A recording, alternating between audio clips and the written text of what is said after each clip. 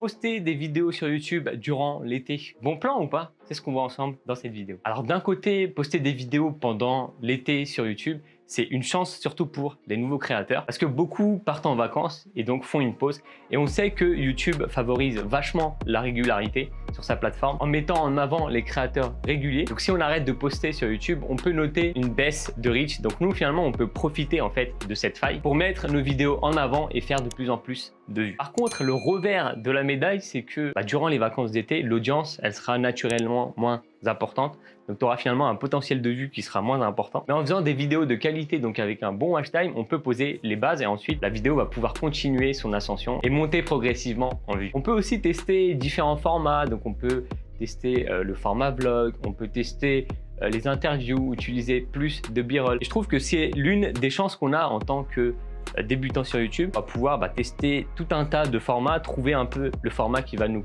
convenir le mieux, qui va nous permettre de nous différencier.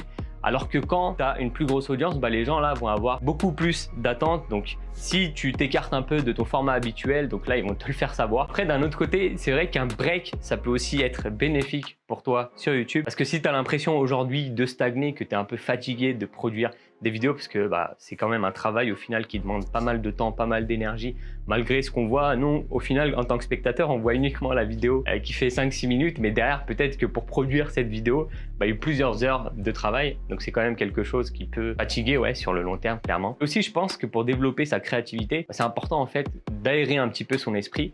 Donc de pouvoir se promener, de s'inspirer d'autres sources, que ce soit des vidéos, des livres, des articles, etc. Donc vraiment tout ce qui nous entoure et aussi notre expérience personnelle qu'on va pouvoir injecter sur nos vidéos pour leur donner une âme plus particulière. Et aussi prendre des vacances, ça peut permettre de partir pour revenir en force. Donc on va revenir peut-être plein d'idées avec un nouveau format. Donc en conclusion, poster tes vidéos durant l'été, ça peut être une bonne occasion d'être mis en avant par YouTube et d'essayer différents formats. Par contre, si tu as l'impression de stagner, une petite pause peut-être d'une semaine ou deux, ça peut largement être bénéfique pour toi. N'hésite pas à me donner ton avis, me dire finalement toi, comment tu vas procéder durant cet été, même si là, l'été touche plutôt à sa fin.